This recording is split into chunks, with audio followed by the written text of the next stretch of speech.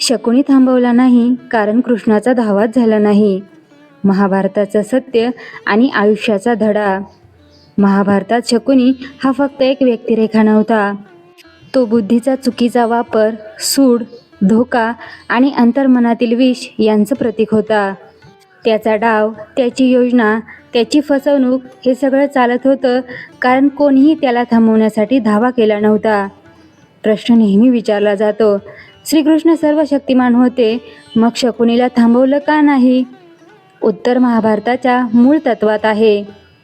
देव हस्तक्षेप तेव्हाच करतात जेव्हा तू धावा करतोस. तू न बोलता देव तुझ्या कर्मात अडकत नाही. द्रौपदीने धावा केला म्हणून भगवान श्रीकृष्ण प्रगट झाले. द्रौपदीने हात सोडले, सारे मार्ग संपले. मनातला अहंकार, मी सांभाळेन, मी एकटी लढेन, हे सर्व कोसळलं. आणि जेव्हा तिने आतून हाक मारली, कृष्णा, तेव्हा कृष्ण प्रगट झाले. देहाने नव्हे पण उपस्थितीने. यातून महाभारत सांगतं, धावा हा बाहेरचा आवाज नाही, तो आतला स्वीकार आहे. मी एकटा एकटी नाही. पांडवांनी धावा केला नाही म्हणून शकुनीचा डाव सुरू राहिला. युधिष्ठिर जुगारात अडकत गेले, भीम रागात अडकला, अर्जुन गोंधळात, नकुल सहदेव शांततेत. कोणी म्हणालं नाही, भगवान श्रीकृष्णा आम्हाला थांबव. श्रीकृष्ण सभेत होते. सर्वजण जाणत होते, शकुनी खोटं खेळतोय, धृतराष्ट्र अंध आहे, दुर्योधन चिडतोय, हे सर्व श्रीकृष्णांना माहीत होतं. पण देवाने हस्तक्षेप का केला नाही? कारण जितका पापाचा डाव होता त्याहून मोठा होता माणसांचा मौन.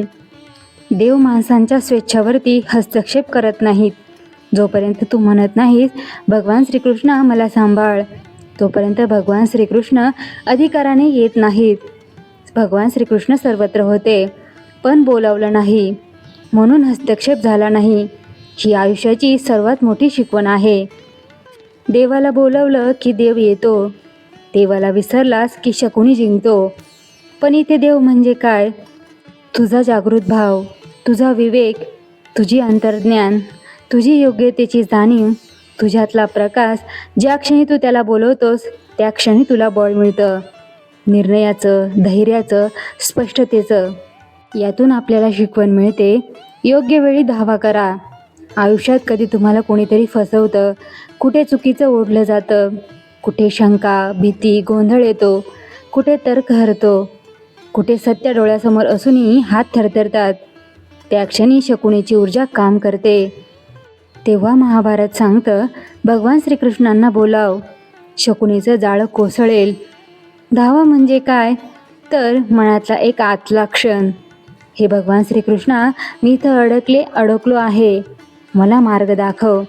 आणि मग जे घडतं ते चमत्कारच असतं. देव प्रगट कधी होतात?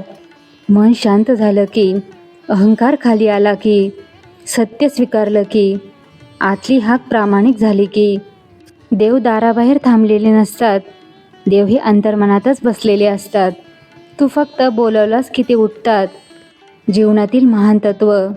महाभारत म्हणतं, जोपर्यंत तू देवाला आतून बोलवत नाहीस तोपर्यंत देव तुझ्या आयुष्यात प्रगट होत नाही. आणि हे सत्य प्रत्येक संकटात लागू आहे.